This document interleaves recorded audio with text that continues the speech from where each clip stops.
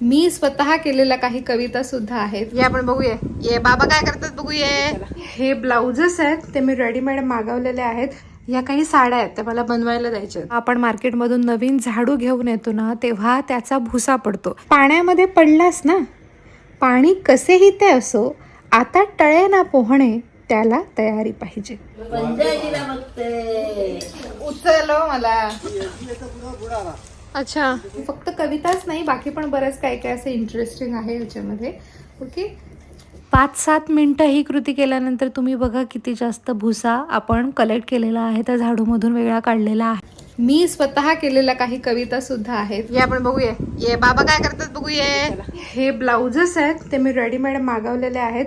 या काही साड्या आहेत, त्या मला बनवायला द्यायच्या. आपण मार्केटमधून नवीन झाडू घेऊन येतो ना, तेव्हा त्याचा भुसा पडतो. पाण्यामध्ये पडलास ना, पाणी कसेही ते असो, आता